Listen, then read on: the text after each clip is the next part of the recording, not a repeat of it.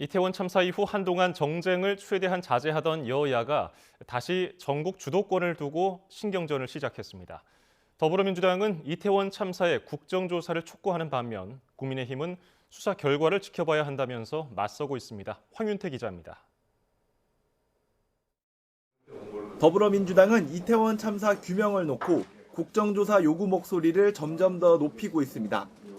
인파를 관리했어야 할 경찰이 한남동 관저와 서초동 자택을 지키는 데 투입됐다며 책임자를 전원 처벌해야 한다는 겁니다.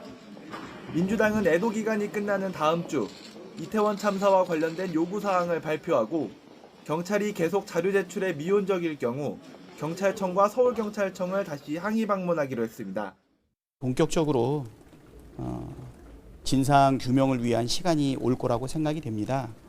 진상 규명을 위한 노력은 계속 진행을 할 거고요. 그리고 당에서도 이제 국정조사로 지금 방향성을 잡지 않았습니까? 반면 국민의힘은 수사가 진행되는 시점에서 지금 당장 국정조사를 진행하는 건 경찰 수사에 혼선이 생긴다며 거부하고 있습니다. 이전에도 참사가 벌어진 이후 곧장 국정조사에 착수한 사례가 없었던 점을 근거로 내세웠습니다. 다만 수사 이후에도 미진한 부분이 있을 경우에 국정조사에 찬성하겠다는 조건을 달았습니다. 강제 수단이 없는 국정조사를 지금 한다면 오히려 수사에 방해가 될 뿐이고 논점만 흐릴 뿐이라고 생각합니다. 수사 결과를 보고 미진하거나 부족한 점이 있으면 저희들은 국정조사를 거부하지 않겠습니다. 여당 일각에선 야당이 참사를 정치적으로 이용한다는 비판도 나왔습니다.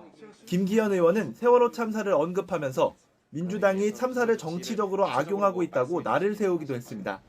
한덕수 총리도 철저한 조사를 통한 사실관계 규명에 집중하겠다는 정부의 뜻을 분명히 했습니다.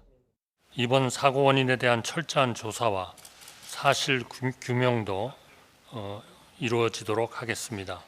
결과에 따라 그에 따른 조치를 엄중히 취하고 국민 여러분께도 소상히 설명드리겠습니다.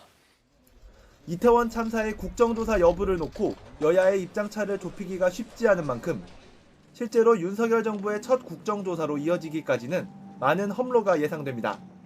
YTN 황윤태입니다.